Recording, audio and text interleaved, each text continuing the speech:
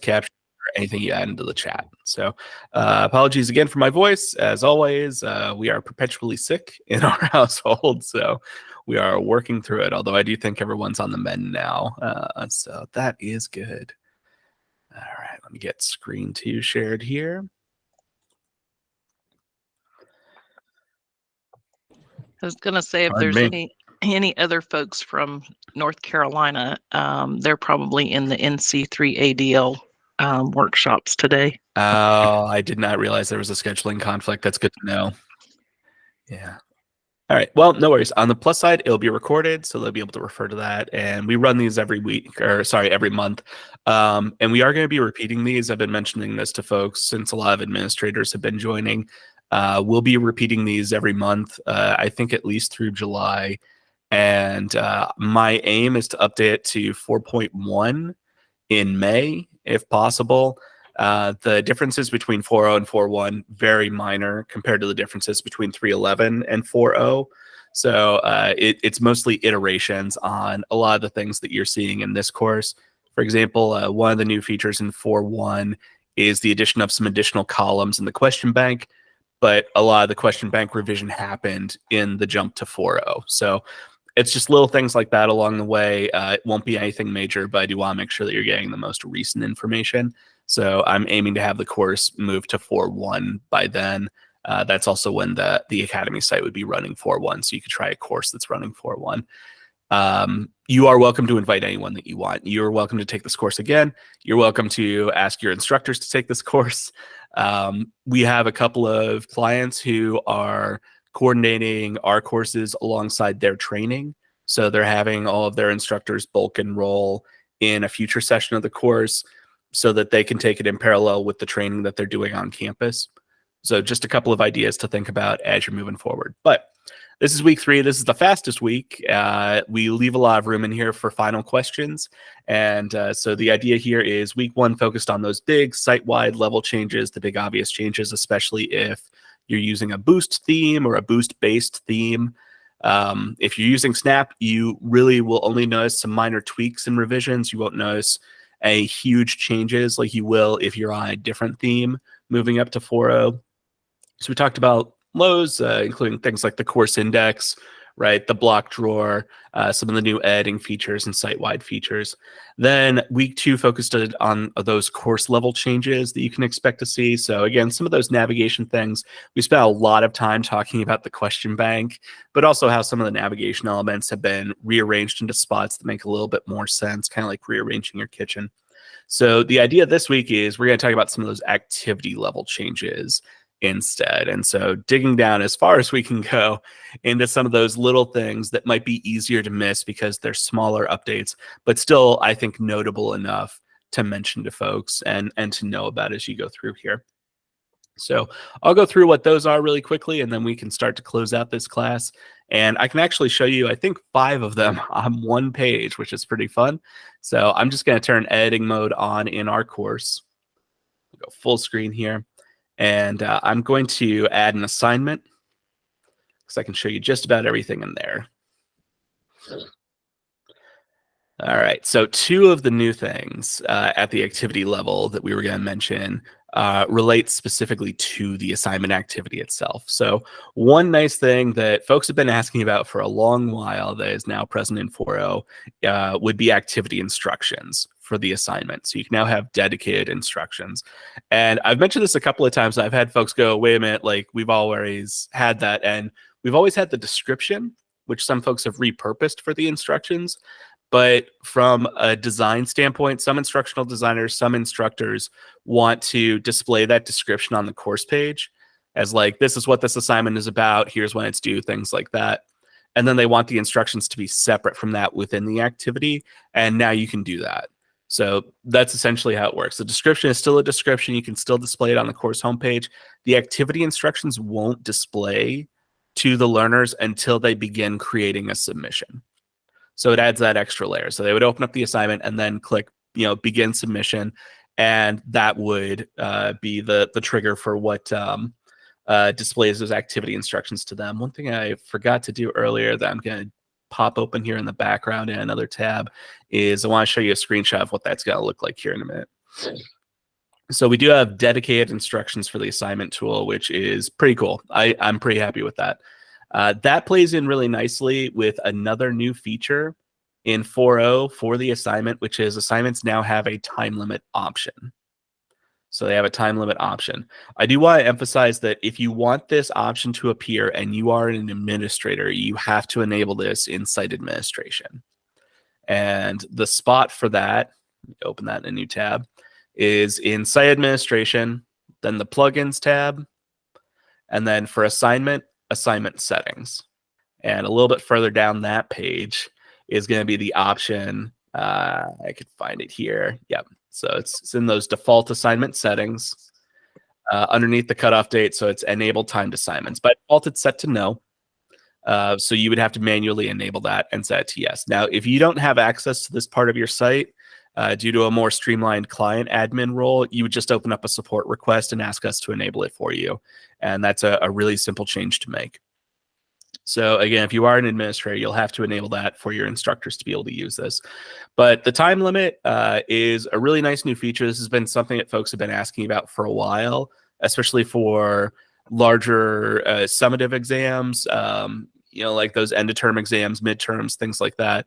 Stuff where students are in a timed environment for a major assessment. And in terms of functionality, the time limit on an assignment works more like a due date for an assignment than a time limit on a quiz. And what I mean by that is if you have a time limit on a quiz and you reach your time, like if you have 10 minutes for that quiz and that 10 minutes expires, that's it, pencils down, no more, right? Usually the quiz is set to automatically submit at that point, so the student can't answer any more questions. However, in the assignment, the timer works more like the due date for the assignment, which means if time expires, they can still submit their work, but it will tell you that it was late. So Moodle will tell you that it was late, and it will tell you how late it was. So say like, okay, Michael submitted this late. It was 2 minutes and 32 seconds late. So really, really granular. So it works more like a due date.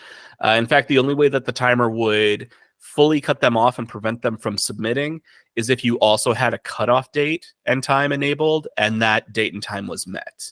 So if I say I'm not accepting anything past 9:15 a.m. today, and that is met after that time limit expires, then they can't submit anymore. So that is how that works. The time limit will display to them in the block drawer. So that'll open up by default. They'll be able to see it over there. And they are warned ahead of time. So we have these self-paced courses, and one of those courses is for learners. And I can show you a screenshot of what this looks like in here.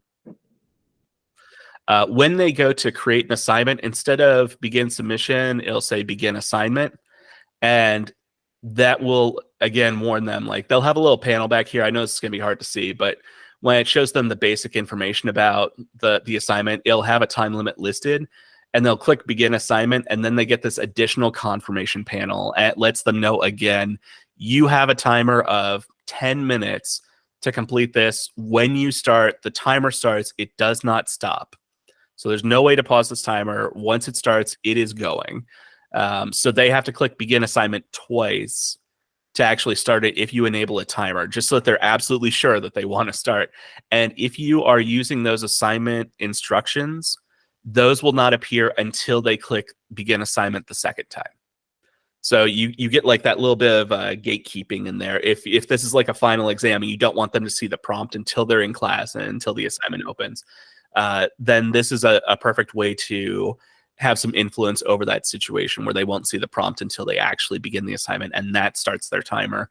So that's how everything would work in there. I'll loop back to these self-paced courses here in a moment, but wanted you to be able to at least see a screenshot of what that would look like. All right. There are a couple of other things on this page that are new in 4.0, and one of those is the grade to pass in the grade section. Now, I know this is going to look pretty familiar to some of you. This used to be available on some of the activities. In specific, the quiz had a grade to pass, right? Grade to pass is now available as a feature on any graded activity in 4.0. So forums, lessons, wikis, workshops, anything that has a grade associated with it can have a grade to pass associated with it as well. And that grade to pass threshold ties into another new feature in 4.0, which is that with activity completion requirements, you can now require for any graded activity that your students receive a passing grade for that activity to be marked as complete. This was previously only available in the quiz, and now it's available for any graded activity. In the past, you could require that they receive a grade for the activity to be completed, but now you can require a passing grade as well for anything that has a grade associated with it. One thing that I will point out is you'll see it's kind of grayed out here, that passing grade option. That's because they can't receive a passing grade unless they receive a grade, right? So I know it seems a little silly, but you have to enable receive a grade to also enable receive a passing grade. Just something to keep in mind. And since 4.0 has those activity completion labels listed, that was introduced in 3.11, but 4.0 has those activity completion labels that explain to the students what they have to do to complete an activity. It will create an extra label. It says must receive a grade, must receive a passing grade. So just something to keep in mind. I'm not a huge fan of that, but I get why it has to be there, because you can't receive a passing grade without receiving a grade. I get it. I kind of wish that extra label wasn't there, but because if you receive a passing grade, you have obviously received a grade. It's a whole thing. But I just like to mention that up front so that folks know there's going to be an extra label, and you have to enable one to enable the other. All right. And the last thing that I wanted to mention on this page, so 5 things just on one page, which I think is very efficient. You now have this option, any activity or resource, to enable a send content change notification when you create or edit something. And it's as simple as just checking this box and then saving. That's really all you have to do. Now, what this will do is it will generate a notification based off of the user's notification preferences that lets them know that you have either created or updated that content.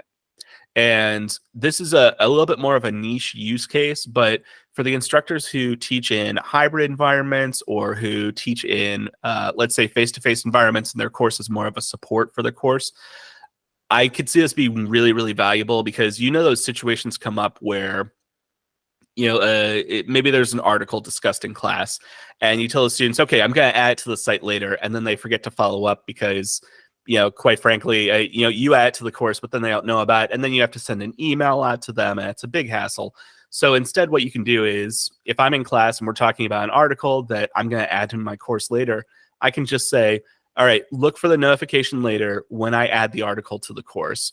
And all I would have to do is check that box, save, and it will send, again, based off of their notification preferences, either a notification in the notification bar here, which also pushes to the mobile app, or it will send them an email. It might even send them both if they have both enabled.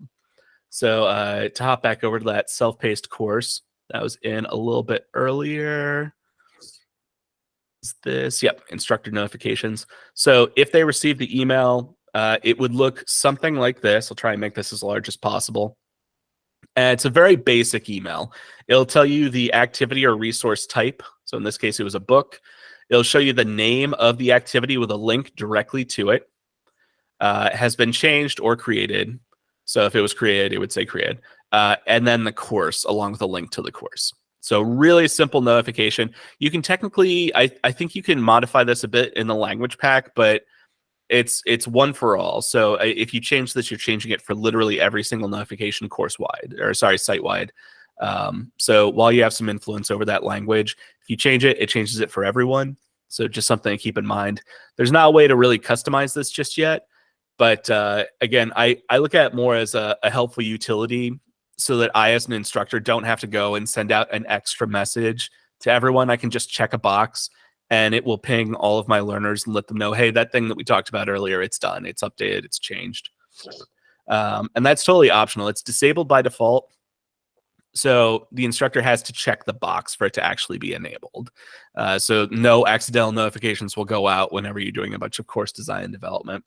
And the notification in the course, on your site, like this little notification panel, it will look exactly the same way. So it'll say the resource type, the name and the link to it, the course and the link to it. So really straightforward stuff. I just like it because it's really simple and saves a bit of time. And it's one of those nice little features in there. But those are 5 of the new activity level features that didn't necessarily get a lot of cause de celebre, but I think that they're notable enough to really mention. One other thing that I wanted to mention, because I'm a really big fan of using H5P. We're actually teaching one of the H5P creator courses right now in the Academy. And this site uses the H5P integration, which means that there is a content bank in every course. And in that content bank, it's basically a repository, if you're not familiar with this, where you build your H5P activities, and then later you add those activities to the course through the H5P activity, pulling from the content bank as if it were a file repository. So basically, it was like a folder on your computer, right? The workflow for that in 3.11 and earlier is not good. Because if I have an H5P activity in my course, like we have 2 in this course. So here's 4.0, new user experience for all. If I have this H5P activity in here, and I'm reading through it and reviewing my content, and I find a typo or something, if I wanted to change that in 3.11 or earlier versions, I have to go back into my course. I have to go to that gear menu, open up the content bank, find my content, open the content, edit the content, save the content, go back to my course and check it. And that's a big hassle. So one thing that made it into 4.0 that I didn't see in any of the release notes, I found this by accident. Okay. Like, I don't know why they didn't say more about this, because it's a beautiful change. It makes me so happy because it dramatically simplifies this workflow. So if you are in that activity and you find a typo or something that you want to change, all you have to do is scroll down the H5P activity, and there's now a dedicated edit H5P content link that will take you directly to the editing interface for that activity within the content bank itself. And when you save or cancel, it takes you right back to the activity in the course. So much simpler. So to start off with, you are still going to have to go to the content bank and create your content original, like content there. But once you're editing and modifying it in the course, that workflow is much, much simpler now. Much simpler because of that little link. So yeah, I know it seems like a little thing, but whenever something dramatically simplifies one of my workflows, I am absolutely going to champion and celebrate it. And I thought you might find that to be pretty interesting. All right. So I think those are the major activity level changes that we were going to talk about. I like to leave a lot of room open in this session just to see what remaining questions you all have. So were there any questions that we could be helpful with? Jet, looks like you had your hand up right away. Yes. Can you please review how you got to the assignment where you can enable the timer? Yes, absolutely. So the site-wide setting for that is going to be in site administration. Okay. And let me get over that tab. And then the plugins tab. Okay, site admin, plugins. And then under the activity modules heading, you're looking for assignment settings. Okay. Yeah. And it'll be further down that page. You could just search for timer in your browser, I think. Or is it just time limit? Let's see if we scroll through. Yeah, enable timed assignments. Okay. So enable time. Thank you. Mm-hmm. All right. And one of the other things that we've added to this course in the past 2 iterations is we've just been getting a lot of questions about the self-paced training courses that we offer up for free. There are 4 of them. There's 1 for learners, 2 for instructors, and a reference course for admins. And historically, we've either added those to client sites or made them available for download by request. Now, since you've gone through this course, we're just making them available to you. So there's a link at the bottom of our course so that you can self-enroll in a course on the Academy site that has all of those courses available for download. So these are just the backups. You would download them, restore them to your site. A couple of things that I will mention, there are some glossary import files in here. All of those courses have at least 1 glossary, and those entries are considered to be user data, sort of like forum posts. So they don't come across in a restore unless we also included an account, but our account isn't on your site. So you'll need to manually import those glossary files into the glossary in the course. You can either download those glossary files from here, or I've also included them hidden in each individual course backup. So those are all available for you. These are not meant to be prescriptive. I mean, you can certainly plug and play and let them run, but they are a little bit more boost centric. So if you're using Snap or something like that, you might want to hop in, swap out the screenshots, things like that. We tried to make sure that anything that we create is as general as possible, regardless of theme, or that we've included special notes in there. So please do consider taking a look at those and adding them to your site. If you are still running a 3.11 version of Moodle, or maybe we even have like 1 or 2 people on 3.9.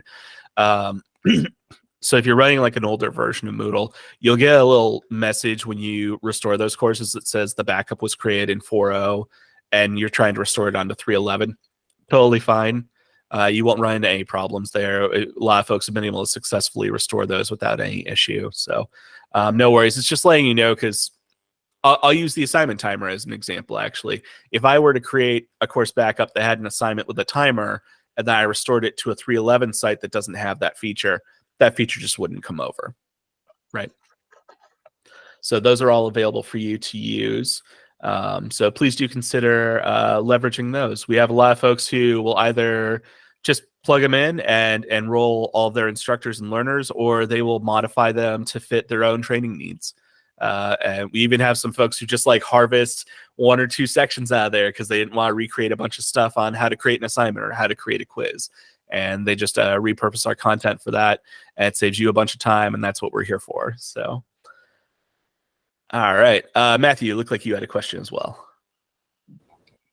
Yeah, so we've got a ticket in with OpenLMS, but we've got a lot of tickets in with them right now just because of the changeover. And I'm curious, when I've got you in an interactive setting, someone, we are realizing, one of our big blocks that I think a lot of instructors do use with us was QuickMail.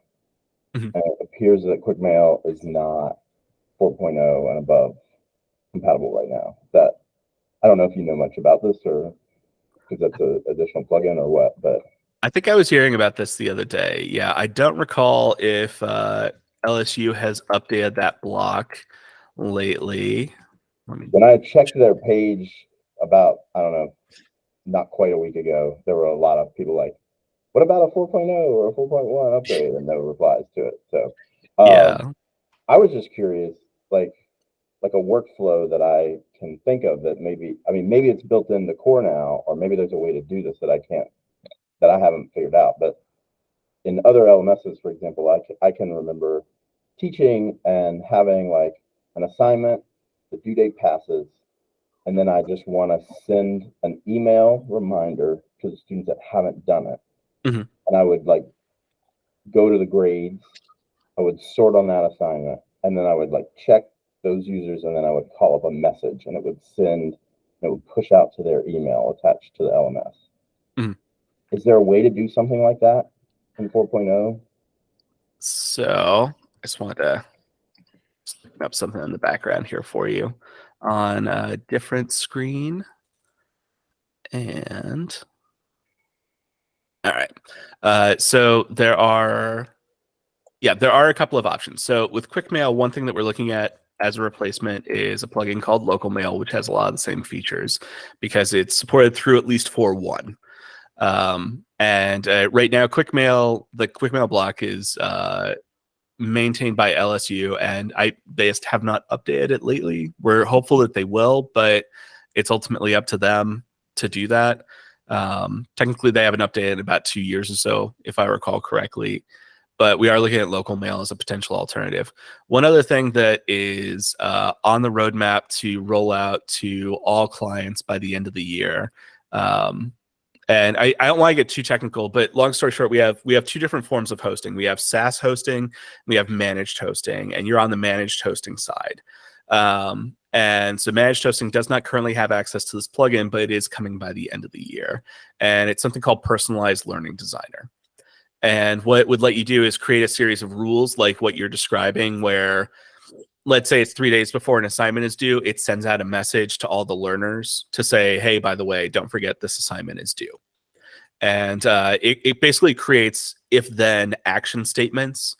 One example that I like to give is if it's a fully online course and you have a learner who doesn't log in for a week, that's a lot of time to lose, right?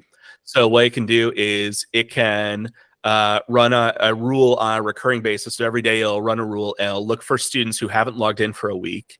And it can send them an email and say, hey, you haven't logged in for a week.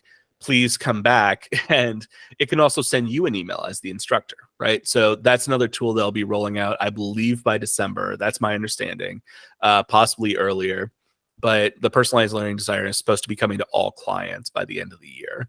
So you would have that tool as well to create those sort of if-then statements for course level activities. So there are some options moving forward. I know QuickMail is definitely a bummer because I came to OpenLMS from a university and we used QuickMail all the time. So it's like the sad end of an era, you know? But I do think local mail will be a nice little alternative in the meantime. And that personalized learning designer rolling out would be, I think, a really big boon because it could help you automate some of that so you don't have to do it manually. So just walking a little through this. So that's good to hear that there's something that may be at least a potential plug-in replacement local mail there. Looks like all the comments are in Spanish, might be like a your Spain thing. I have to dig out my Spanish. And then I'm just curious though, so that you talked, what was that called? Personalized learning designer. Yep. And that's potentially coming to folks, all clients by December. Yep. Is that, I guess my question is there any way without a plugin like local mail or quick mail, is there anything in core Moodle that allows me to, from Moodle, send a message or a notification or something that doesn't just stay in Moodle, but would also push out to the associated email address for a user? Pretty much the announcements forum in your course. The announcements form is the only thing that does that. Yeah. That's the thing that I can think of offhand. Otherwise, there's not like a dedicated mail client. There's really just activities that generate mail. Right. Okay. Yeah. And you do have the messaging option. So if they're using the mobile app and they have their notifications set up, in theory, if you send them a message, it should ping to their phone as well. But it would be up to them to make sure that those notifications are enabled. Like when they install the app, they can just say, no, I don't want any notifications. And then they would have to check the app to see it. Yeah. And that would only be for mobile. Yeah, I think probably what most of our faculty are going to want is something where it's like, I will have it documented that like, I sent you an email and I gave you this reminder. So yeah, of the things that we're thinking about telling faculty, like we're potentially losing, that is like at the top of the list. That feels like the number one, like, you know, like a lot of the other things, it's like, this is good, this looks better, this is nicer, but like that's the number one thing right now that we feel like I don't even want to tell them we're losing that until I know what replaces it, what I can tell them to do instead. I'm going to ping one of our product managers just now on Slack.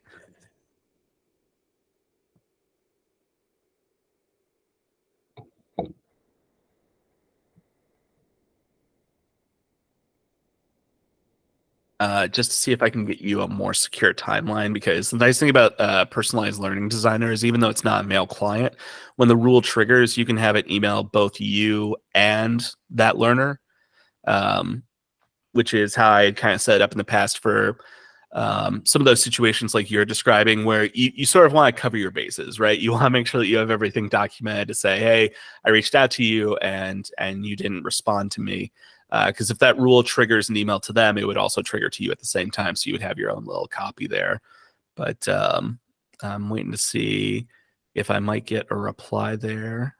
And yeah, it might take a couple of minutes for him to get back to me. That's really nice, right? The some sort of like a batch feature that you could set rules up and say, for any user who has not logged in for 7 days, send an email. Hello, first name. Mhm. You know, just checking on you, making sure, blah blah blah. It's really nice, yeah.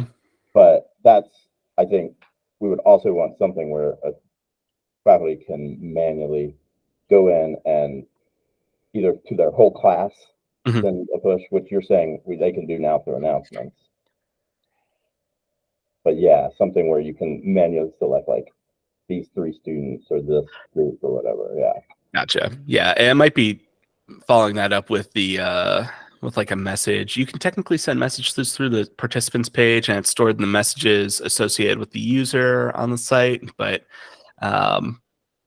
yeah, I do recognize like it's not quite the same as having like a webmail client built in. So it might be that local mail might be the best option, since it would have that sort of webmail style interface with send and receive history. So it might be that we lean that way for you all. Yeah, so I think it could be a combination of the things. You probably offload some of that email to personalized learning designer eventually, but it might be that that local mail plugin is instead what would be the best option in there. In the meantime, like again, personalized learning designer isn't the be all end all here, but I always am hesitant to mention a feature and then not follow up with resources, especially if it's brand new. So I included a link to a blog post from about a year or 2 ago that gives you an overview of how it works and some of the things you might be able to do with it, just so you have it for more reference. All right, Janet, looked like you had a question as well. So this local mail plugin that's replacing quick mail, is that a block that we can add ourselves, or do we need to put in a ticket to request local mail? I think it might be a ticket. Let me double check. It's Okay, so tricky it's not because in there's our always blocks. that. Like quick mail used to be in our blocks, and we could just add it to the block and we got it. So I didn't know if local mail Yeah, I'm also is trying to something. figure out when local mail rolls out. Or because I think your site might be hosted differently. So let's see. I'm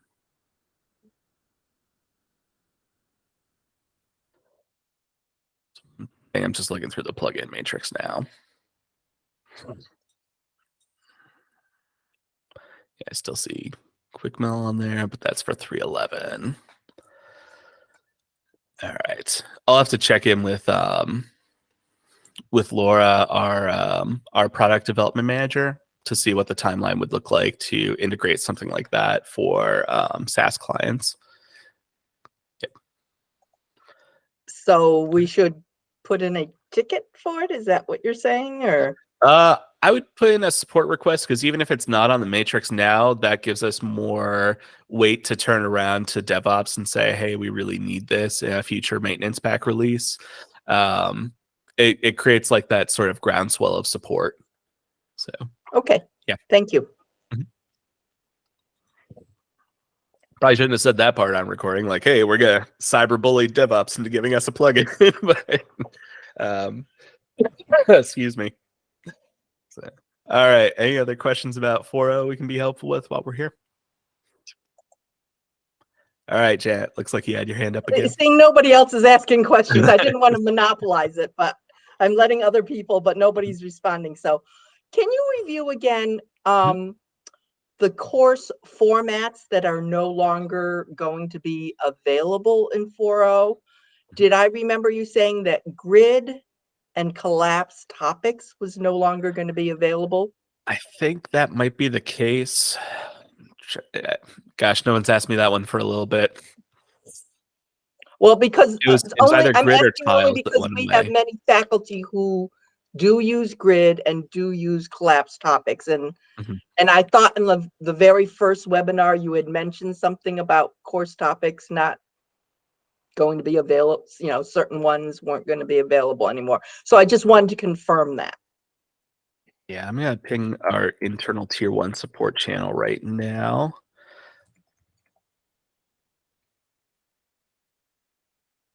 Because I know you said that topics format now can be collapsed.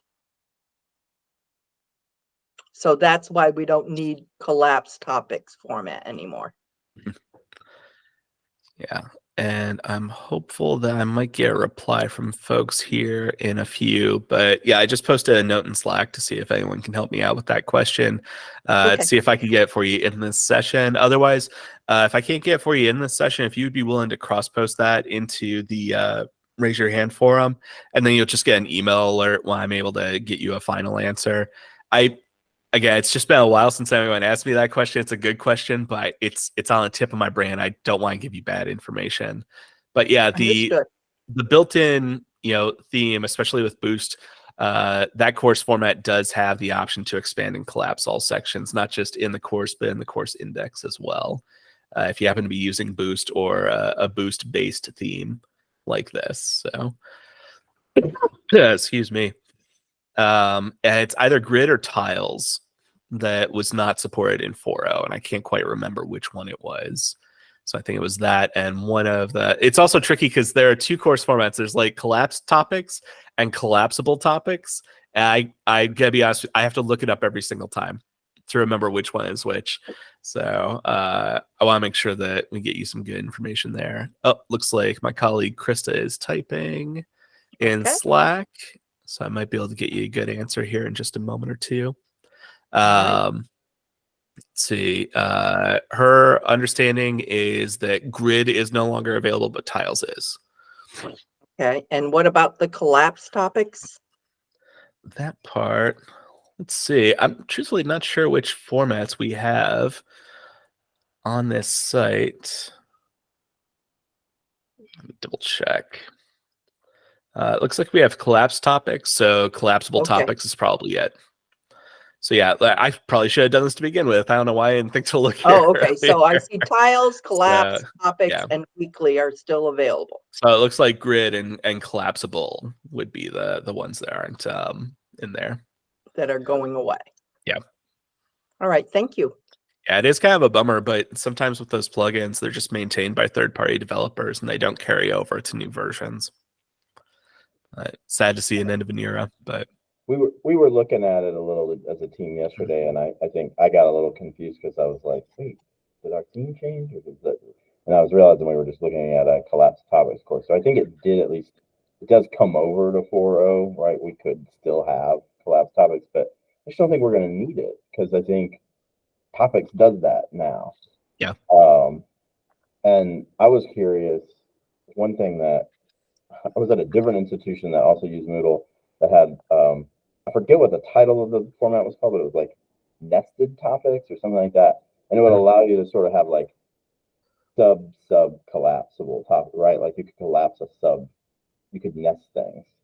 But it was really tricky because if you imported it, to like topics, it was gone. You lost all that. It was like, you had to be really careful with it. And Gotcha. I think the last release, it was only supported through like 3.4 or 3.6 or something. It's pretty old. So Gotcha. we've never used it at my current institution. Mhm. But I was just curious, is there something like that now? Is there a way to like collapse a subtopic within, or is it's just at that topic level? I think it's just at that topic level. There's some stuff that you could do to recreate that a little bit, like setting up the course settings to only show one topic at a time. So you have to kind of drill in. But no, not that I can think of offhand in terms of course formats that are available. And that's not a big deal. I think for some of our users who maybe come over from Canvas where they're used to that, they maybe have a 1.1 and it's a pretty big submodule, and 1.2, but I think most of our users have been in Moodle for some time and have kind of designed around the topic as like a unit. So yeah. I was just curious if there was some sort of deeper possibility, like a hack or something where you can like, sub, collapse or something. I think I'll keep an eye on 4.2's release notes. It doesn't come out for another month or so here. And we always try and pause everyone for about 6 months just because, this is no disrespect to HQ at all. It's just, whenever you have a 0.0 version of a release like 4.1.0, there's going to be bugs that are impossible to catch during, even the most rigorous QA and testing. So as it gets out there and more things are discovered, it gets us a chance to buy some space and time so that most of those bugs are resolved by the time our clients start moving up. But the 4.2 release notes should be coming out any day now. And I think one of the things they were looking at was a little bit more of a hierarchical control of content within course topics. So there might be something in there that would replicate that type of functionality that you're describing. At the very least, I think they're working on like getting back to that feature where you could indent content a bit, which was something 3.11 and earlier versions, but now because of how they had formatted the boost theme, like that sort of went away. So yeah, there might be something in there. We can take a look. All right, Janet. Me again. So when does your next What's New in 4.0 session start? What are the dates? Because we were thinking of having some of our faculty sign up for the course. So I just wanted to know what the dates were for the course.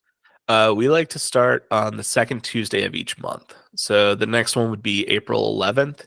We're kind of hitting a hard spot for higher ed folks, which I realize, which is, spring break is coming up. We have some folks who can't join us this week because they're on spring break now. We have some folks who won't be able to join us next week or next session because of spring break. But yeah, as of right now, it looks like April 11th is our next start date. So I'll get that added to the storefront a little later today. We just had to update our IntelliCart plugin because we were having some trouble with folks registering and then having their registrations actually pushed over to the course, which tends to be a little problematic. So, and then the one after that would be May 9th would be the next one. After April and June, it looks like June 13th. Great, thank you. Yeah. And they're all 3 weeks long? They're all 3 weeks long. They're all no cost. What I'm working towards, and I'll just need to get some sign off from my supervisor in terms of evolving this course because it'll take development time. But for May, when I'm aiming in May to move this up to like the 4.1 version of the course. At that point, I would like to make it self-paced if possible because we have a blend of administrators and instructors who take this course. And the folks who are using the Snap theme don't care as much about a lot of the changes in week 1 because they're so focused on Boost. And we have some instructors who don't necessarily know what theme their site is using, and it may not matter as much to them. They want to get more into like, what does my course look like? What do the activities look like? Things like that. So I want to create a bit more of a pathway through this course for different users. And still have those weekly webinars where people can check in and ask questions and we can do some demonstrations. But as it is, yeah, I would like to revamp this course just a little bit based on some of the feedback that we've gotten. It'll still be a 3-week course. It'll still be no cost. There'll still be a weekly session. I think starting in April, we're going to move down to 1 session a week instead of 2, just because attendance has been a little lower. So it's hard to justify all the extra time, but. Yeah. Thank you. Yeah. And the sessions will always be recorded for folks. I'll get those recordings added into our playlist a bit later today. Thank you, Michael. Yeah, absolutely. All right. And if you all run into any other questions in the meantime, please do post those in the raise your hand forum. We do keep checking these courses. We do get the email when that comes out. So we're always happy to try and answer those for a bit. If you ask a question in there 30 days from now, we may not be able to get back to you as quickly. So a support ticket's probably your better bet at that point. But in the next couple of days, if you have any questions, please do feel welcome to put those in there. And thanks so much for joining us for this course. We really do appreciate it. If you have any feedback, please let us know. And hopefully those self-paced courses are helpful. Thank you. Appreciate all your help. Yeah, absolutely. All right. Take care, everyone. Thank you. All right. I'm going to turn this recording off.